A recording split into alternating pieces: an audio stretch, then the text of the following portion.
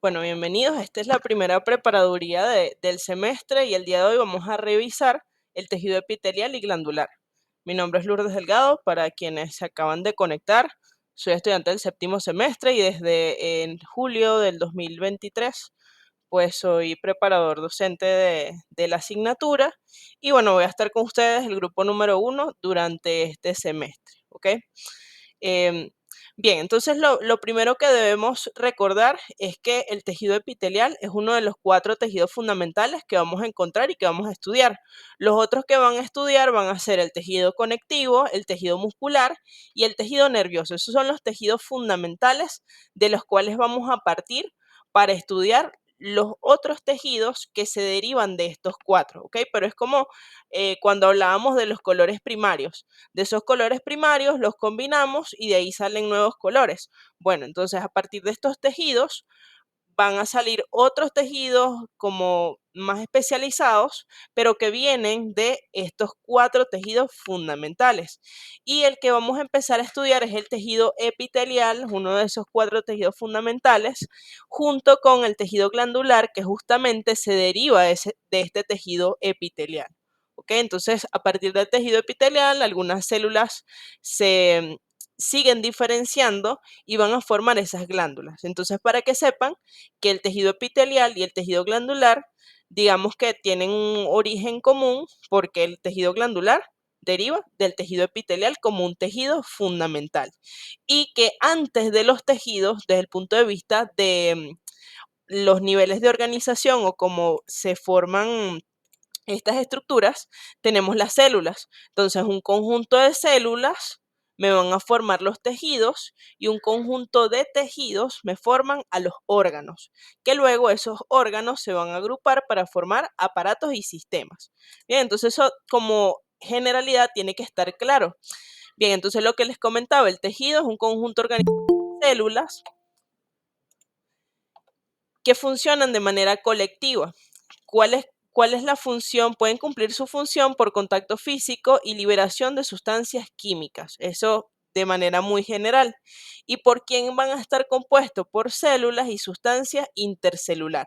Es decir, un tejido es un conjunto de células más la sustancia intercelular y de esa manera lo vamos a estudiar. Entonces van a ver que en el caso del tejido epitelial hay muy poca o incluso nula sustancia intercelular, por lo que van a predominar las células que están íntimamente relacionadas. ¿Qué quiere decir eso? Que están muy unidas. Bien, entonces cuando piensen en un tejido, piensen en estos dos componentes, en que hay un componente celular y un componente que denominamos sustancia intercelular, en donde va a haber agua, van a haber iones, van a estar los vasos sanguíneos, van a estar las fibras que van a estudiar en tejido conectivo, entre otras cosas que progresivamente durante la materia les van a ir incorporando. Bien, esto ya se los comenté, 4 tejidos fundamentales o básicos, de donde derivan los demás, que sería el epitelial, que es el que estamos estudiando hoy, conectivo, muscular y nervioso, que lo van a ver más adelante. Bien, entonces el tejido epitelial deben tener claro la definición: conjunto de células que se unen estrechamente sin o muy poca matriz extracelular. Es decir, esa sustancia intercelular, esa matriz extracelular es prácticamente nula. Fíjense que todo esto que estamos viendo acá en esta imagen es un conjunto de células que están muy pegaditas, es decir, que están unidas estrechamente. Se puede encontrar cubriendo el exterior, como es el caso de la piel, revistiendo una superficie interna como las mucosas, la mucosa de la boca, del esófago, el estómago, el intestino, o formando glándulas. Por ejemplo, las glándulas mayores. Estoy admitiendo gente todavía, ok. Las glándulas mayores, las glándulas menores, por ejemplo, glándulas sudoríparas, ¿ok? Muchas cosas que vamos a ir viendo durante esta clase. Está constituido por láminas continuas dispuestas en una o varias capas, es decir, aquí en esta imagen que es como, digamos que es una imagen que puede ser un epitelio del esófago, porque no tiene el estrato córneo en la parte más superficial, es no cornificado, Pues entonces vemos que hay muchas células que están apiladas una sobre la otra y que nos vamos a fijar es en la última capa para su caracterización, que eso lo vamos a ver en unas diapositivas más adelante. Es característico de la superficie de los órganos y la parte interna de los mismos, creando un tapiz en toda su extensión. Es decir, que tenemos dos conceptos que debe estar en la siguiente diapositiva, que es justamente esto. En este tubo que vemos acá, vamos a tener un epitelio que cubre, que es la superficie externa, y un epitelio que reviste la superficie interna. Entonces, cuando pensemos en que algo reviste es porque está tapizando por ejemplo, una cavidad o una luz de un órgano. Por ejemplo, aquí pensemos en intestino delgado, una asa delgada, donde la luz de ese órgano, o incluso aquí, esto es un vaso sanguíneo, pues este epitelio, estas células epiteliales que revisten o que están tapizando a la luz de ese órgano, en este caso del vaso sanguíneo, están revistiendo porque es la superficie interna, pero en la superficie externa vamos a utilizar el término cubre y eso tiene que estar claro. ¿Cómo se clasifica el tejido epitelial? En un epitelio de cubierta y revestimiento, para lo cual tenemos que tener claro esta disposición, o sea, reviste superficies internas, cubre superficies externas. Y el epitelio glandular, que se deriva de este tejido epitelial. Vamos a ver que durante el desarrollo embrionario son células que se siguen diferenciando y que pueden quedar o no conectadas con su superficie epitelial que le da origen. Y dependiendo si mantienen o no esa conexión con esa superficie, vamos a tener glándulas endocrinas que pierden la conexión con esa superficie epitelial que le dio origen, o las glándulas exocrinas que mantienen esa conexión y justamente es esa conexión la que permite que su producto de secreción se vierta a la superficie, ¿ok? Eso igual lo vamos a revisar cuando lleguemos a la parte de tejido glandular, pero se los adelanto porque tiene que quedar claro que tiene un origen relacionado. Y justamente esto que ven acá, esta imagen, para ir aprovechando las imágenes que están en las diapositivas, sería un epitelio plano, estratificado, cornificado, porque justamente esto que estamos viendo aquí es un depósito de células muertas que no son más que células cuyo citoplasma se llenó de queratina y perdieron su núcleo porque sufrieron apoptosis y se depositaron en la superficie. Entonces, como se depositan aquí arriba, ellas van quedando, o sea, el remanente celular y se forma el estrato córneo, que realmente es queratina, pero para efectos de la materia, no le vamos a decir queratinizado, sino cornificado, porque se supone que todas las células tienen queratina.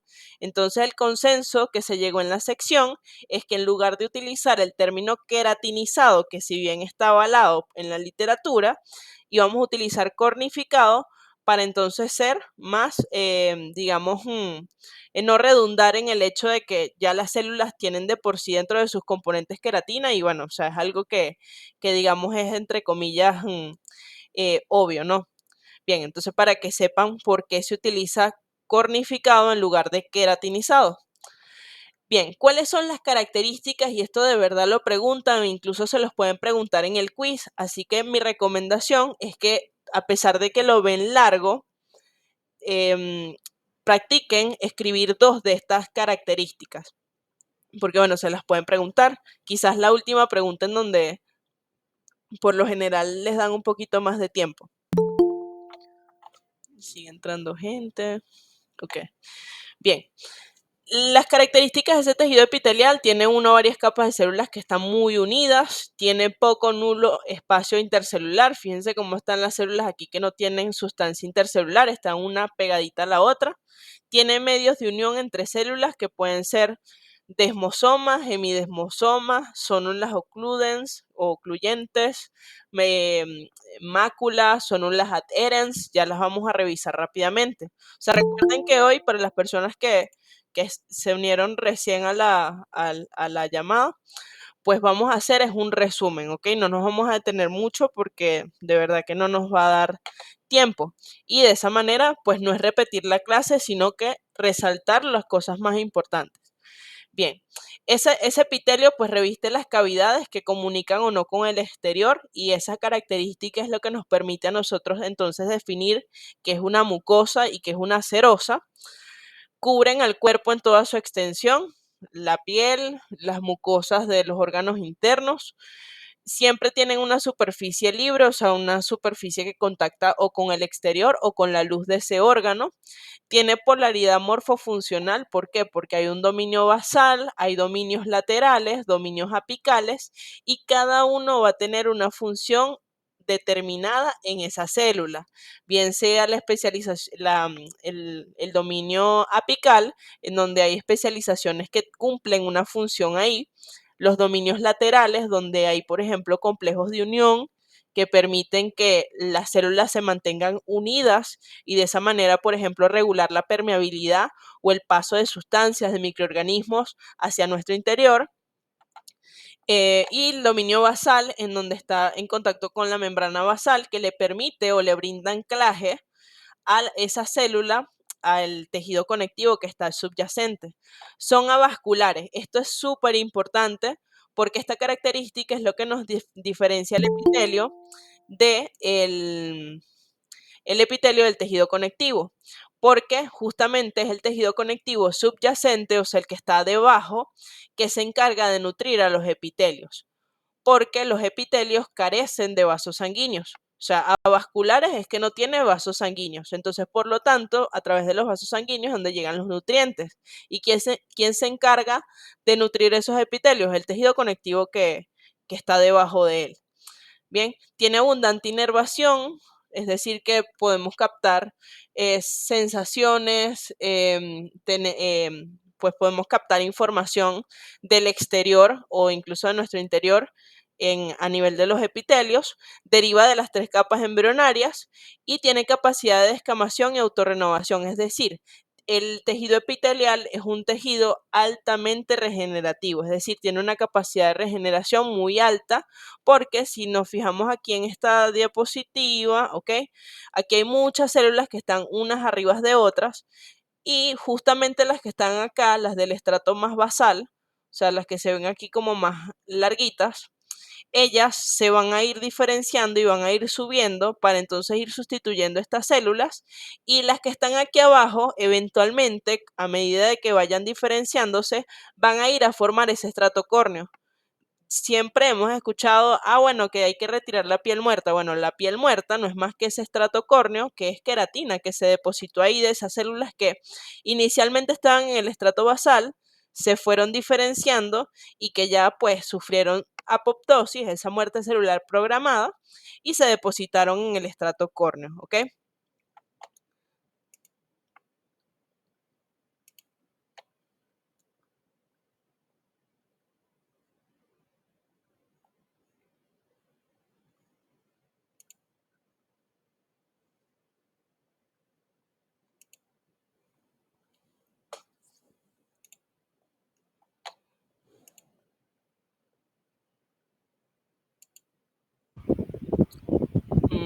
Ok, ahora se desconectó aquí un momento. Voy a esperar a que se comparta de nuevo la pantalla. Ok, cuando sea así, no se vayan a desconectar, o sea, porque aquí mi internet, a pesar de que es fibra óptica, ustedes saben cómo es todo aquí en- con el internet y bueno, o sea, igual a pesar de que dicen que nunca falla, falla. Pero bueno, igualmente la grabación no se detiene, solamente que bueno, me detuve de lo que les estaba comentando cuando me di cuenta de que ya que se había desconectado el internet. Bien, entonces les estaba diciendo que en ese epitelio, pues hay células en el estrato basal que ellas se van a ir diferenciando y pues van a formar eventualmente parte de ese estrato córneo, o sea, esa piel muerta que coloquialmente hemos siempre escuchado, no es más que ese depósito de queratina de esas células que han sufrido apoptosis, muerte celular programada, y que eventualmente del estrato basal pasan a las capas más superficiales y se depositan aquí en la superficie. Bien, Súper importante esta diapositiva, de verdad que esto es lo que deben tener claro para poder hacer la descripción de un tejido en el quiz. Ustedes deben saber cuáles son las características que deben usar para describir a esos epitelios, empezando por el número de capas. Lo primero que tenemos que ver en la imagen es el número de capas. Si tiene una sola capa, entonces sería un epitelio simple. Si tiene dos capas, sería un epitelio biestratificado. Si tiene varias capas, más de dos capas, sería poliestratificado.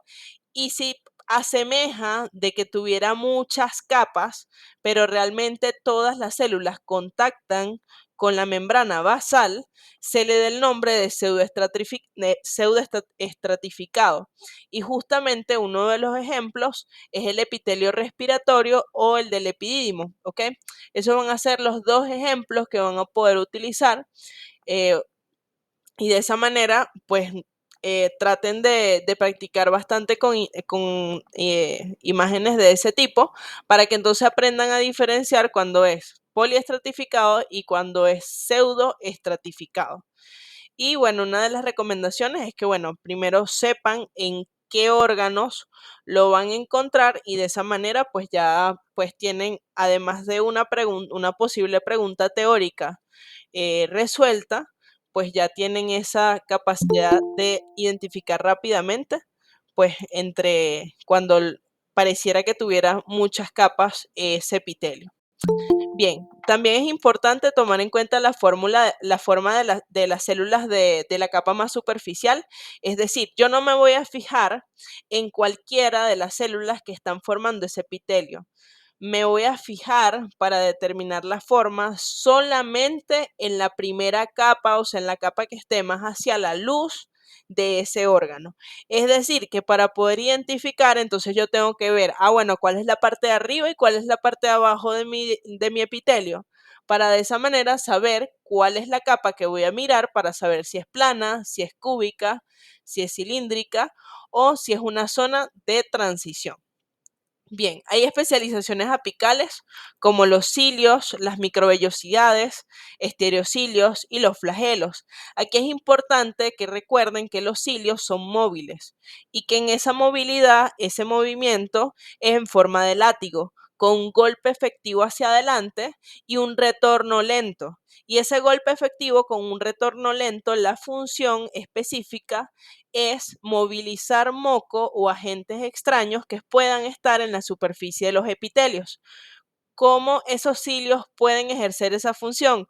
Gracias a un sistema complejo de microtúbulos que tienen en su interior, de tal manera de que esos microtúbulos puedan ejercer ese movimiento. Ahora, las microvellosidades son prolongaciones digitiformes que se encuentran en el dominio apical de las células y justamente algo muy importante es que para que ustedes puedan identificar las microvellosidades, tiene que estar viéndose una micrografía electrónica.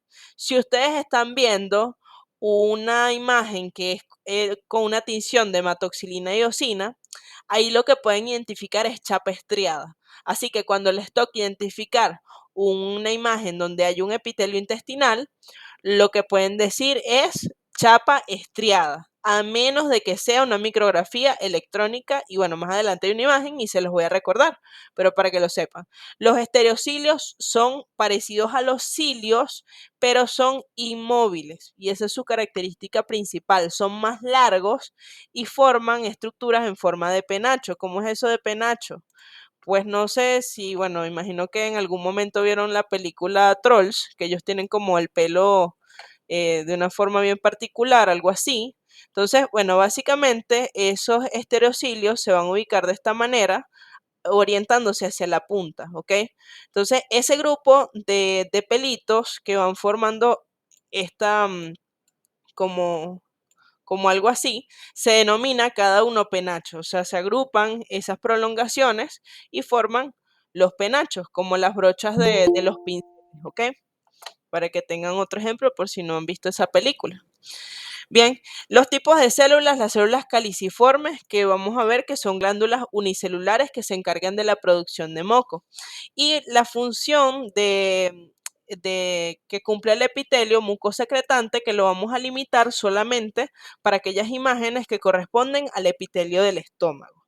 Bien, ¿y cuál es la particularidad que tiene esa función del epitelio mucosecretante? Que absolutamente todas las células están orientadas a la producción de moco. ¿Por qué? Porque en el estómago hay células que se encargan de la secreción de ácido clorhídrico y ese ácido clorhídrico disminuye mucho el pH en nuestro estómago para que se pueda llevar a cabo la digestión y que permite que nuestro epitelio no se dañe por esa cantidad de ácido que hay en el estómago. Ese moco que secreta todo el epitelio, que lo protege y le permite o le da la posibilidad de que ese ácido no lo dañe, ¿ok? Esa es la justificación de por qué en el estómago tenemos un epitelio mucosecretante. Y bueno, del epitelio es que si tiene o no estrato córneo, que ya sabemos que el estrato córneo es un depósito de queratina porque las células se llenan de queratina, mueren y se depositan en la superficie. Bien, entonces ya saben, esto se lo tienen que saber sí o sí de memoria o al menos ya con la práctica sea algo que hagan más automático, porque cada una de esas características son esenciales para que ustedes puedan denominar a cada epitelio con el nombre completo y que no les falte nada. Bien, ahora vamos a empezar por cada uno de los epitelios dando ejemplos. Esto es fundamental que se lo sepan, o sea, deben saber nombrar los epitelios y ejemplos de cada uno. Entonces, por ejemplo, el epitelio plano simple lo vamos a poder encontrar en la cápsula parietal de la cápsula de Bowman en el riñón, que en este caso es en esta imagen que donde estoy haciendo el asterisco, que esto es un glomérulo renal. Voy a cambiar aquí el puntero, ¿ok? Esto es un glomérulo renal. Aquí tenemos la cápsula parietal que rodea a ese glomérulo renal, que lo van a estudiar a más profundidad en anatomía microscópica 2. Por lo tanto, en este momento, lo que nos interesa resaltar es este epitelio plano simple. Entonces, si ustedes le colocan una flecha como está aquí en la diapositiva y les señalan que indiquen tejido, entonces la respuesta sería epitelio plano simple. ¿Cuál puede ser una pregunta teórica? Mencione dos localizaciones de ese tejido. ¿Cuál puede ser su respuesta? Cápsula parietal de la cápsula de Bowman, mesotelio o endotelio. ¿Ok? Este que está acá es un mesotelio del pulmón porque, y esto fíjenselo, no solamente para esta clase, sino para todas las demás, en nuestro cuerpo tenemos tres grandes cavidades cerradas. La cavidad pleural, la cavidad pericárdica y la cavidad peritoneal. Por lo tanto, esas tres cavidades, como son regiones que no comunican con el exterior, van a estar tapizadas por una membrana que se denomina mesotelio. Ok, bueno, son membranas serosas, ya las vamos a ver. Y bueno, en este caso, la respuesta de tejido sería epitelio plano simple y hasta ahí es donde hay que llegar en este momento, ¿ok? Más adelante sí hay que darle como el nombre, no en este quiz, sino en el resto de la materia, pero en este momento lo que ustedes necesitan es identificar epitelio plano simple y saber ejemplos de la localización. Y aquí es un vaso sanguíneo. ¿Cómo sé yo que es un vaso sanguíneo? Porque tengo células sanguíneas en el interior de esa estructura. Entonces, de esa manera, yo puedo nombrar a esto endotelio. ¿Qué sería un epitelio plano simple? Como ustedes les están preguntando tejido, la respuesta sería epitelio plano simple, que sabemos que es el endotelio que reviste a los vasos sanguíneos y también a los vasos linfáticos. Los vasos linfáticos, bueno, los van a estudiar más adelante, pero también le pueden poner un vaso linfático y el vaso linfático es igualito al vaso sanguíneo, solamente que aquí en el centro no van a tener estas células, sino que está ópticamente vacío. Pero lo importante es que ustedes reconozcan de que aquí existe una sola capa de células, las células son aplanadas y por tanto, ¿cuál sería la conclusión? Epitelio plano simple. Es plano y tiene una sola capa. Entonces, plano y simple. Ahora, epitelio cúbico simple. Ese mismo epitelio, con bajo las mismas características, ahora tiene un ancho, un alto y una profundidad relativamente igual y por eso pues es cúbico. Recuerden que aquí hay que utilizar términos que denoten tridimensionalidad, es decir, largo, ancho y profundidad. Nosotros no podemos decir que una célula es circular, que una célula es cuadrada, que una célula es rectangular, porque esos son términos que se utilizan para estructuras bidimensionales.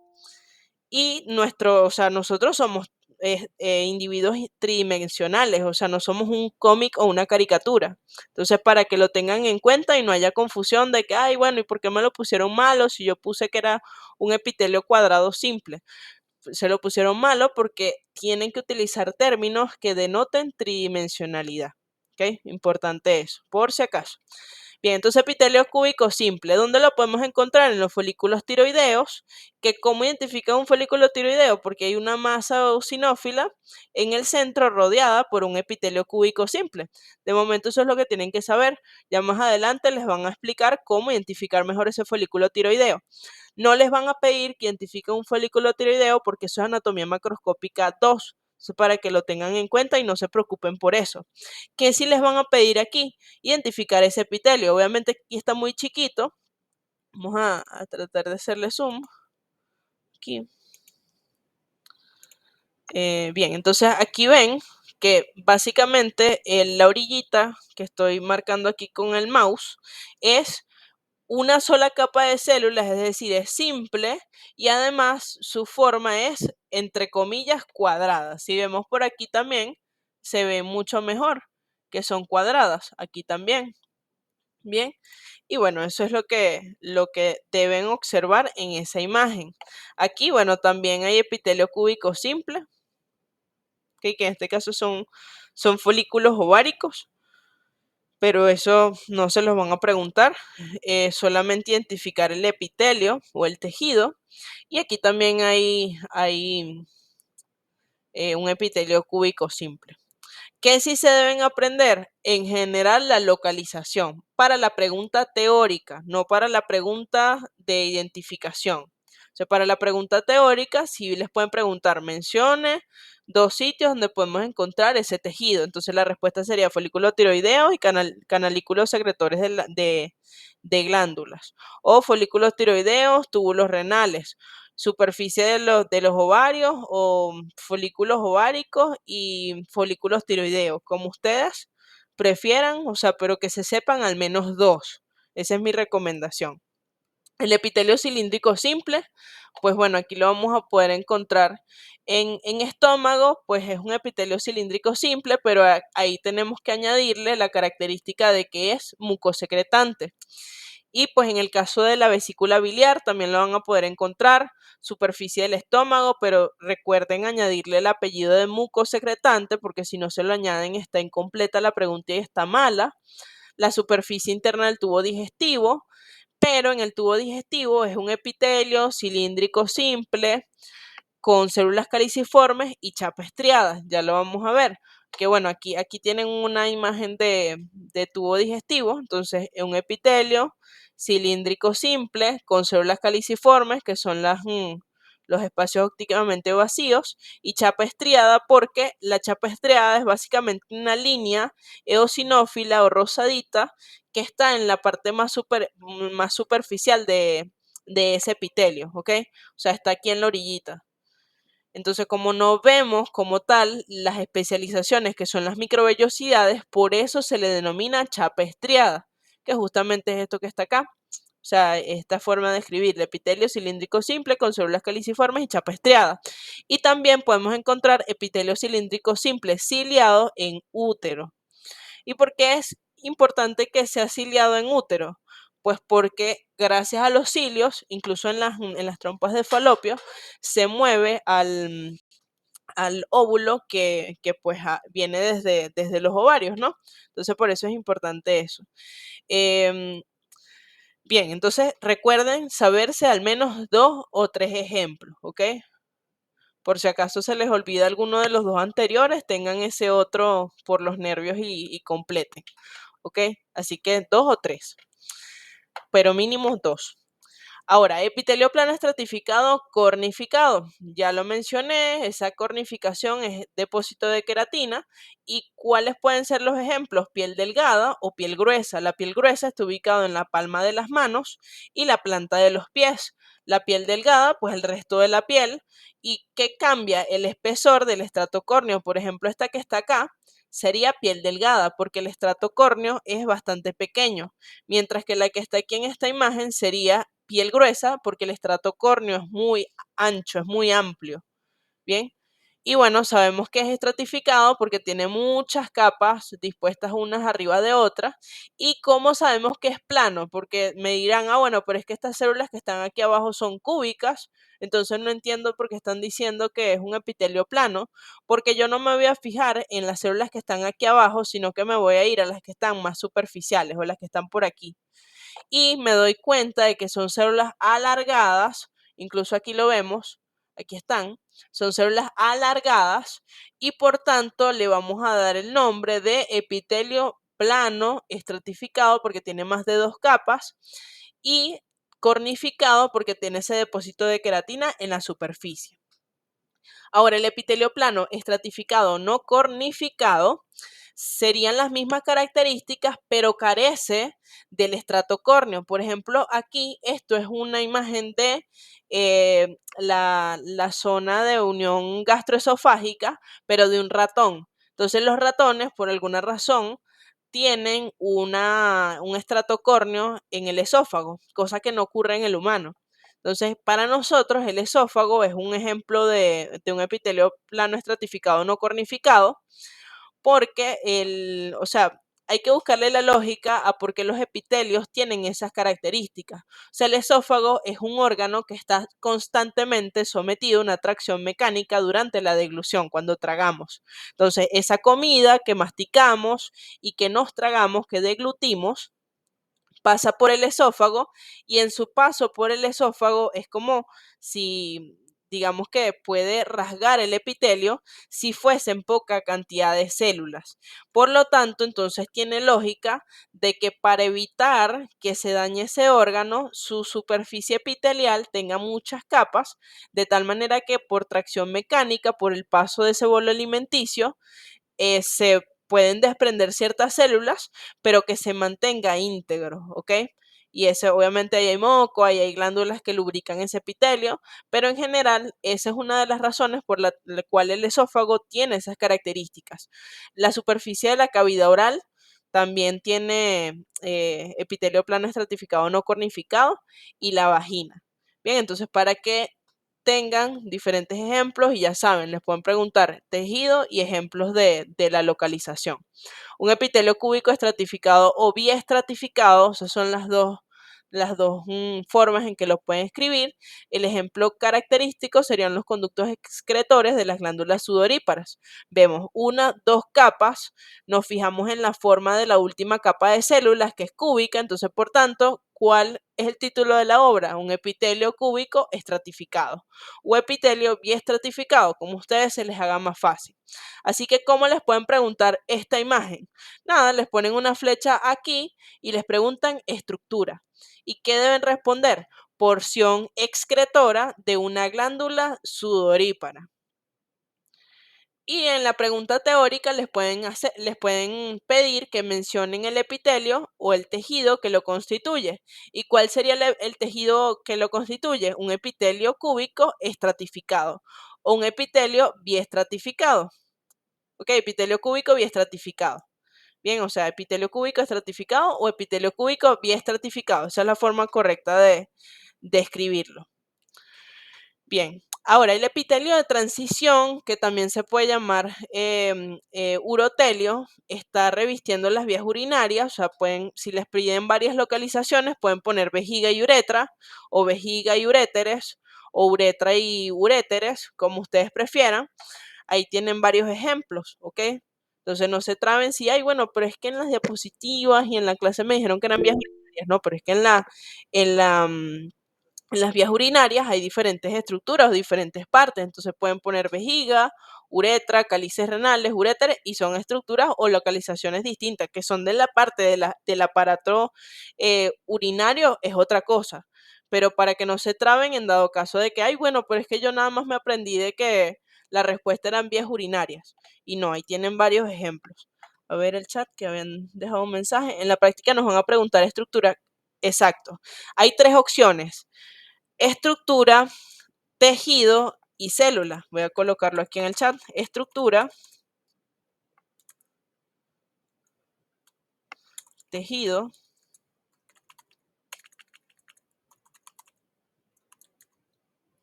y célula.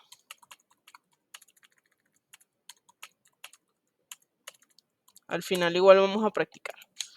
Ok, entonces aquí vemos, o sea, que este urotelio se llama epitelio de transición o incluso epitelio polimorfo porque él tiene diferentes formas dependiendo del estado funcional del órgano. ¿Cómo es eso del estado funcional? ¿Qué esté haciendo ese órgano en ese momento? Por ejemplo, cuando la vejiga está llena, obviamente se ensancha, o sea, se agranda. ¿Y qué pasa cuando agrandamos algo? Se estira, ¿no? Entonces vamos a tener las células más superficiales aplanaditas, como lo vemos aquí en esta imagen debajo. Mientras que cuando la vejiga la vaciamos, que hemos recién orinado, ellas adquieren una forma como especie de un paraguas o de una cúpula, incluso aquí lo ven en esta celulita se ven, que es como que si salen del epitelio, ¿ok?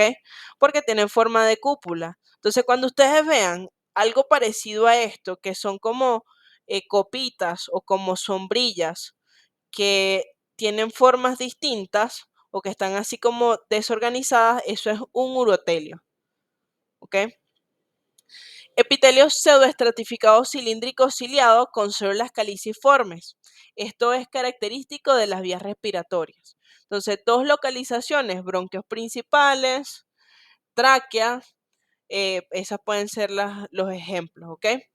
Y bueno, ¿cuál es la característica de esto? Que ahora me dirán, bueno, Lourdes, pero es que aquí no se ven las células caliciformes, entonces si yo no las veo, no las escribo. No, o sea, tienen que escribirlas porque es algo que ya nosotros debemos asumir que está en esa imagen. Es decir, si ya yo sé que esto es un epitelio pseudoestratificado y ese epitelio pseudoestratificado yo le estoy viendo además los cilios, yo ya sé que yo estoy en vías respiratorias. Y como estoy en vías respiratorias, ahí hay moco. ¿Y de dónde viene ese moco? De las células caliciformes que están incluidas dentro de estas células que están desorganizadas. De nuevo, ¿qué es que sea pseudoestratificado? Que absolutamente todas las células contactan con la membrana basal. La membrana basal es, digamos, esa base, ese piso al cual todas las células contactan. Entonces, fíjense, no todas llegan a la luz o a la parte más superficial del epitelio, pero sí todas contactan con la membrana basal. Recuerden que esa membrana basal es importante para regular la permeabilidad, para procesos de cicatrización y deben recordarla porque se las pueden preguntar. Igualmente ahorita la practicamos. ¿Y en qué tipo de tejido es más probable que les pregunte membrana basal? En epitelio respiratorio, porque en el epitelio respiratorio es donde la membrana basal es más gruesa. O sea, la membrana basal, voy a dibujárselas acá, se las pudiesen preguntar de esta manera, así. Si ven la flecha,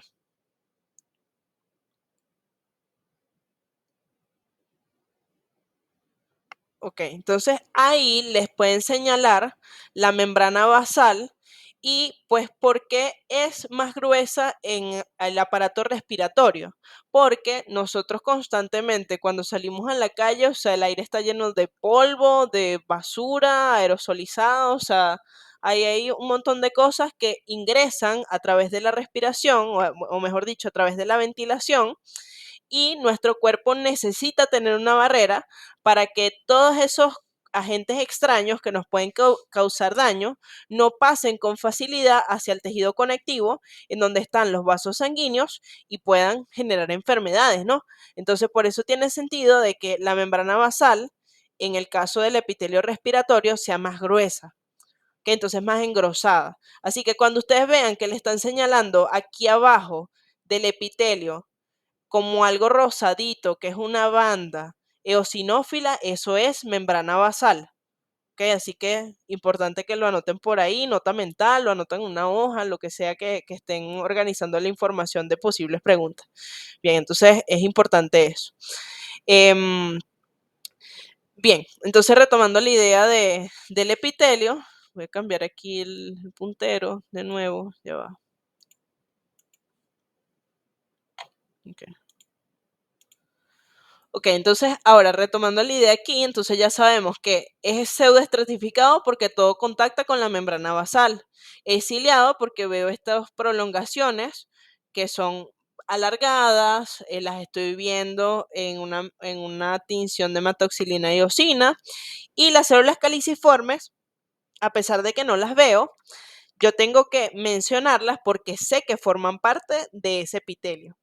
Incluso aquí en el esquema que está el dibujito, esto amarillo son las células caliciformes, que secretan el moco, que mantiene lubricadas las vías respiratorias, porque eso es otra cosa, el moco protege al epitelio de la desecación, porque el aire durante la ventilación seca los epitelios y puede generar lesiones. Entonces también ese moco lubrica al epitelio para protegerlo.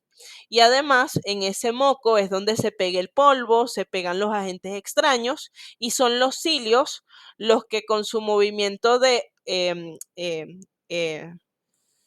látigo, con un movimiento efectivo hacia adelante y lento hacia atrás, desplazan a todo ese moco para entonces sacar al polvo y a los agentes extraños de las vías respiratorias y llevarlo hacia el aparato digestivo, ¿ok?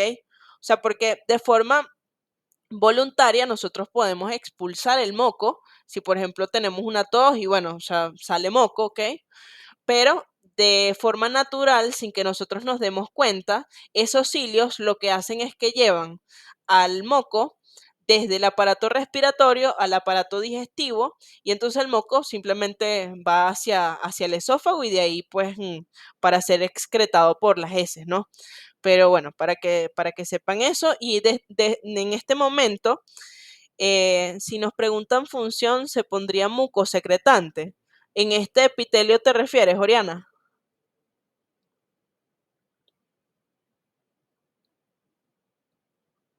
No, en este caso no sería mucosecretante porque mucosecretante es para láminas epiteliales secretoras. ¿A qué me refiero con láminas epiteliales secretoras? A que todo el epitelio, absolutamente todas las células estén encargadas de la secreción. Aquí las únicas que están encargadas de la secreción son las células caliciformes. Por tanto, el término mucosecretante lo van a dejar solamente para el epitelio del estómago, solamente para estómago. Para todo lo demás, se menciona la presencia de las células caliciformes, pero nunca mucosecretante, porque mucosecretante es como si todas las células que forman parte de ese epitelio secretaran moco. Y aquí estas células son de sostén, o sea, sí, tienen una función estructural. Entonces, ellas no secretan moco. Las que secretan el moco son las células caliciformes. Bien, ¿queda eso claro? ¿Cómo van hasta ahora? ¿Bien? Ok, chévere. Cualquier duda, cualquier cosa me van preguntando. Bien, entonces, en conclusión de esto, epitelio pseudoestratificado, cilíndrico ciliado con células caliciformes. Así no vean las células caliciformes, las tienen que mencionar. Ojo, ojo con la membrana basal, que se las pueden preguntar. Apréndanse los componentes, la lámina densa, la lámina lúcida, y apréndanse las funciones de la membrana basal, porque se las pueden preguntar. Ok, ahora epitelio pseudoestratificado cilíndrico con estereocilios. ¿Cuál es el ejemplo característico donde podemos encontrar este tipo de epitelio? En el epidídimo, ¿ok? El aparato reproductor masculino, epidídimo. Entonces, es pseudoestratificado porque a pesar de que vemos estos núcleos que están más arriba, todas van a contactar con la membrana basal y justamente aquí estos son especializaciones que son largas, se parecen a los cilios, pero se agrupan como si fueran una punta de un pincel, ¿ok? O un penachos. Entonces por eso sabemos que son estereocilios y que son inmóviles. Bien, les pueden preguntar, tejido, o sea, donde esté el apuntador, les dejo la flecha. Entonces, bueno, identifique tejido. Entonces ya yo identifiqué epitelio pseudoestratificado cilíndrico con estereocilios. Vi que todas las células contactan con la membrana basal. Ya te doy la palabra, María Laura, ya te doy la palabra. Ok, todas las células contactan con la membrana basal, a pesar de que están en diferentes posiciones. Entonces yo sé que es pseudoestratificado. Es cilíndrico porque fíjense que el ancho es mayor que bueno, el espesor del epitelio es mayor o digamos el largo de la célula es mayor que el ancho de la célula, por lo tanto es cilíndrico. Y me fijo en la especialización apical, descarto microvellosidad, descarto cilios y me quedo con los estereocilios. Y más que ya yo sé que en un epitelio pseudoestratificado, ¿dónde voy a estar? En epidídimo. Y ahí que hay estereocilios. O sea, ya a pesar de que ustedes se lo pueden aprender bueno, caletre. Bueno, me lo aprendí caletre de que en el epidídimo hay este epitelio. Pero con ustedes también mirar la imagen, pueden hacer la descripción si lo hacen de manera manual, pues, o sea, no lo hacen como al caletre, ¿ok? Entonces, bien, María Laura era la primera que había levantado la mano. No se ve la diapositiva. Eh, Díganme, ¿cuál era la pregunta?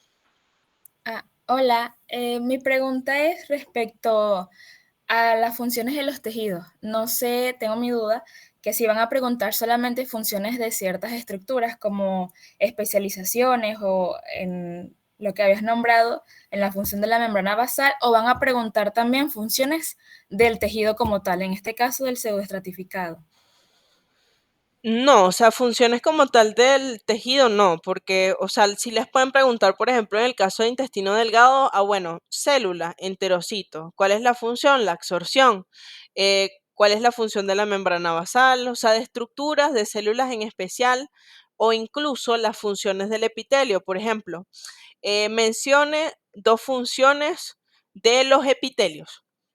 O sea, es una pregunta general que se la pueden incluir en alguna de las imágenes para identificar. Por ejemplo, a mí me hicieron una pregunta así. Entonces, era simplemente de manera general decir dos funciones de los epitelios, pero no de específicamente el que me estaban preguntando, sino en general. Porque realmente, o sea, hacia esas vamos, o sea, el epitelio pseudoestratificado pues se encarga de protección, de la permeabilidad, tiene las mismas funciones del resto en generales del resto de los epitelios, ¿no? Entonces, bueno, no se preocupen por funciones como tal de un epitelio, sino más bien de estructuras, de células y las funciones generales de ellos, ¿ok? Pero no como tal de cada uno porque es que incluso para tú poder describir, por ejemplo, cuando estábamos aquí que les mencioné lo del esófago, aquí, cónchale, para tú poder describir que es la tracción mecánica, la cosa, que por eso es que para que sea más fuerte el órgano, epa, eso te toma tiempo. Y por eso no lo preguntan, pues. O sea, váyanse más a lo general y específico en cuanto a estructuras y células. Ok, ¿alguien más tenía otra pregunta? Ok, muchas gracias. Chévere. ¿Alguien más tenía otra pregunta que vi que habían levantado la mano? Yo, Ok, yo dime. tengo una pregunta. Cuando nosotros tenemos que poner la palabra mucosa a nivel de descripción de una estructura, por ejemplo, no sé si aplica mucosa de tráquea, eso estaría bien. Es que no sé para qué tipo de tejido se aplica esa palabra. En este caso, en anatomía microscópica 1 no van a utilizar el término mucosa, porque el término mucosa implica epitelio más tejido conectivo. Eso lo dejamos para anatomía macroscópica 2. De momento, lo que van a utilizar es epitelio, o sea, el nombre epitelio. Que aquí lo que necesitan saber es que una mucosa, que incluso a eso iba, las membranas, vamos a aprovechar para entonces mencionarlo, que las membranas mucosas van a estar compuestas por epitelio, membrana basal, y la lámina propia, que la lámina propia es el tejido conectivo. Bien, entonces cuando a mí me preguntan una mucosa, a mí me tienen que decir todo el campo, ¿ok? O sea, me ponen esta imagen y me dice identifique todo el campo, porque todo el campo implica epitelio, membrana basal y la lámina propia. Aquí yo les voy a colocar, para que quede claro eso, en color, aquí el número 1, número 2 y número 3. Ok, entonces número 1, voy a ponerlo aquí con otro color. Número 1 es el epitelio, número 2 es la membrana basal y número 3 es el corio. Queda claro entonces que aquí no vamos a utilizar mucosa, aquí vamos a utilizar epitelio. Fino, aclaré tu pregunta, Miranda. Sí, Pi, gracias. Chévere, ok. ¿Quién más tenía pregunta? Aquí yo, Jaber, me queda una duda con respecto a la cuestión de mucosa y mucosecretante. O sea, si yo en el epitelio cilíndrico simple utilizo mucosecretante, ¿verdad? No, en el epitelio cilíndrico simple vas a utilizar mucosecretantes solamente cuando tú estés seguro que es estómago. Por ejemplo, aquí en esta imagen, voy a ponerle aquí imagen B. Aquí estamos viendo, bueno, te pregunto, Jaber, ajá, ya que estás haciendo la pregunta, ok. ¿Qué ves tú de raro en ese epitelio, en esa imagen B? Oye, la verdad, lo que podría describir es que se ve bastante eosinófilo a Ok, comparación de cómo sería el intestinal. es eosinófilo y ves que todas las células que están formando el epitelio tienen como una parte más clara en la punta. Sí, sí. Ok, justamente eso que ves más claro es que absolutamente todas las células de ese epitelio están secretando moco. Entonces, como todas están secretando moco, por eso es que decimos que es un epitelio cilíndrico simple mucosecretante, porque lo mucosecretante se va a limitar solamente a láminas epiteliales secretoras. Una lámina epitelial secretora es aquella en donde absolutamente todas las células secretan moco. Por lo tanto, cuando por ejemplo estamos en intestino o en epitelio respiratorio, donde hay células caliciformes, ahí solamente vamos a decir con células caliciformes, porque solamente las células caliciformes son las que secretan moco, no todo el resto del epitelio. ¿Sí lo entiendes? Sí, sí, sí, capto la idea. Gracias. Ok, súper. Y eso es una confusión, o sea, bastante válida porque de verdad, o sea, de entrada es difícil darse cuenta que, o sea, nosotros los preparadores, porque bueno, o sea, tenemos ya rato viendo estas imágenes, pero lo que ustedes tienen que fijarse y el tip más importante que deben tomar en cuenta para esto es revisar la punta de todas las células. Si ustedes ven que todas las células, fíjense aquí, todas las células tienen una parte blanca en la punta y que están como, o sea, parecen como incluso como unas flores, unos pétalos.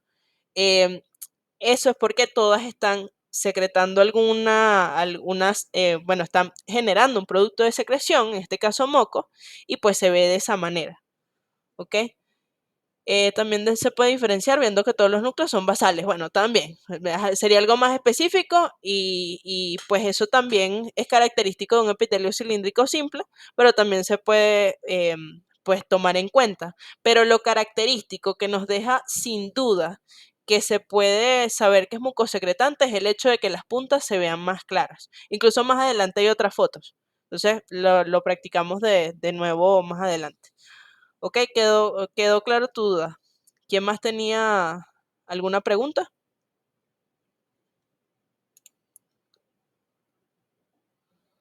Mira, aquí había una fila de preguntas. Bueno, creo que eras tú el último de la fila. Bueno, ¿alguien más tiene alguna pregunta antes de continuar?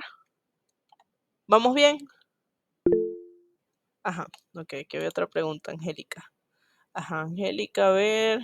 Aquí habían dejado otra pregunta. ¿Cómo se identifica que específicamente se está viendo epitelio gástrico mucosecretante? Bueno, lo que discutimos. En el caso de la zona de transición epitelial, al nombrarle hay que especificar los dos epitelios que se unen. Unión gastroesofágica, o es decir, zona de transición. Bueno, aquí, en este caso de unión gastroesofágica, les pueden preguntar como estructura. Entonces, como estructuras, ustedes pueden colocar zona de transición gastroesofágica, unión gastroesofágica en la identificación. O sea, solamente eso. Bien, no es necesario que ustedes describan los dos epitelios. Ahora, si les preguntan tejido y justamente es una imagen de una zona de transición, que sería muy raro que se lo pregunten así, ahí sí tienen que responder el tejido que les estén señalando. Si les están señalando el del esófago o si les están señalando el del estómago. ¿Ok? Pero específicamente lo que les estén señalando. Pero si les preguntan estructura y todo el campo, voy a buscar rapidito esa diapositiva. Aquí, en esta, aquí, donde puse el asterisco. Ok, entonces aquí, en donde está el asterisco de la propia imagen, es la unión gastroesofágica o la zona de transición gastroesofágica. Como estructura, ustedes les van a poner, o sea, todo el campo o incluso una flecha justamente aquí, o sea, una flecha así. Entonces, estructura, unión gastroesofágica o zona de transición gastroesofágica. Ahora, si les preguntan aquí, tejido, entonces responden el tejido del esófago. Si les preguntan aquí, tejido, entonces responden el tejido del estómago. Pero eso en esos casos de que les pregunten específicamente una zona. Pero como tal, como estructura, es la unión gastroesofágica. ¿Quedó clara tu pregunta, Gabriela? Ok, ahora sí, los que estaban levantando la mano, díganme. Angélica.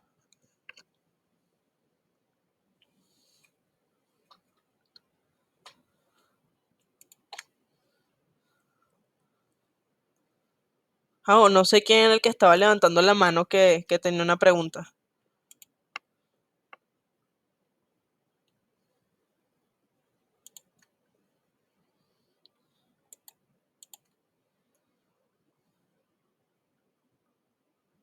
¿Aló? Sí se escucha, ¿verdad? Ok, bueno, si no me van diciendo. Ok, vamos a continuar para que entonces no se nos haga tarde. Ok, dime, el que levantó la mano, ¿quién fue? Víctor. Ok, ya habían escrito aquí. En todos los epitelios preguntan localización, es que tengo problemas con eso. Pues sí, bueno, de todos los tipos de epitelios tienes que saberte un ejemplo de localización. Entonces, ¿qué te recomiendo yo? Haz una tabla bien sea a mano o a computadora y colocas todos los nombres de los epitelios, epitelio plano simple, epitelio cilíndrico simple mucosecretante, epitelio pseudoestratificado, cilíndrico ciliado con células caliciformes y al ladito, o sea, colocas como que epitelio y al ladito localización y organizas todo lo que está en las diapositivas, ¿ok? O lo que está aquí en la clase, pues, o lo que te dieron en la clase de ustedes como tal propia de la materia. Y de esa manera, pues poco a poco te mejores en como que relacionar a cada uno con los órganos en donde los puedes encontrar, ¿sí? Esa es mi recomendación general para todos. O sea, las tablitas ayudan muchísimo aquí. Ok, aquí van entrando algunos. Bien, entonces continuamos porque nos falta bastante, ok, para que nos dé chance. Bien, entonces la membrana serosa. Las membranas serosas, ya les mencioné que recubren cavidades cerradas de nuestro cuerpo. Esas cavidades cerradas de nuestro cuerpo son pleura, pericardio, la cavidad peritoneal, ok. Cuando hablamos de una membrana, que ya dijimos que había membranas mucosas, cuando hablamos de membrana serosa, igualmente tiene epitelio, pero en este caso es un solo tipo de epitelio, que es el epitelio plano simple, que se llama mesotelio. Tiene una membrana basal y tiene tejido conectivo subyacente. Recuerden que cuando hablemos de mucosa, cuando hablemos de serosa, nos estamos refiriendo a los tres componentes al mismo tiempo. Tanto, en este caso, bueno, en este caso aquí, esto es un, no, ya va, voy a colocarlo bien. Aquí, en este caso, esto es músculo, a ver, la serosa estaría aquí en la superficie, ¿ok? Entonces estaríamos hablando de un epitelio plano simple, o sea, sería como esto, muy chiquitico. El epitelio, la membrana basal de ese epitelio y el tejido conectivo, que es todo esto que está hacia abajo. Aquí sería el epitelio plano simple, que tiene la membrana basal que es muy chiquita, o sea, aquí incluso ni se ve, o sea, tendríamos que utilizar una micrografía electrónica. Y el tejido conectivo subyacente, el que está abajo. Bien, ahora hablemos rápidamente de la polaridad celular. La polaridad celular es básicamente que yo tengo un dominio apical, dos dominios laterales que están en contacto con otras células y un dominio basal en donde está la membrana basal, que justamente es esta banda eosinófila que vemos aquí. Entonces, dominio apical, lateral hacia los lados y basal. Bien, crea una barrera funcional, fijación entre las células a través de los dominios laterales, función de secreción y absorción en la parte apical y regula los movimientos paracelulares porque entonces son como unos anclajes que evitan que las células como que se desorganicen, ¿ok? Que todas se mantengan en su lugar. ¿Cuáles son las especializaciones apicales que hemos estudiado? Pues las microvellosidades, cilios, esterocilios y el flagelo, pero el flagelo nada más lo dejamos para los espermatozoides, así que eso no lo van a preguntar, ¿ok? Las microvellosidades, prolongaciones digitiformes. Esto que está acá es una micrografía electrónica. Esa es la única forma en que yo puedo decir que son microvellosidades. Así que ahorita, bueno, han cambiado tanto la forma en que preguntan en los quizzes que, bueno, o sea, utilizan micrografías electrónicas. Entonces, aquí les presento una micrografía electrónica de una microvellosidad. Entonces, si ustedes ven estas prolongaciones que parecen unos dedos, parecen unos pequeños, si necesitan otro ejemplo, pues son microvellosidades. Ellas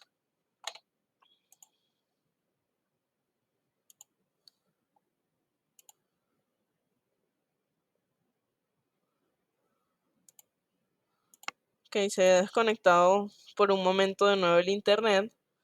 Ok, continuemos.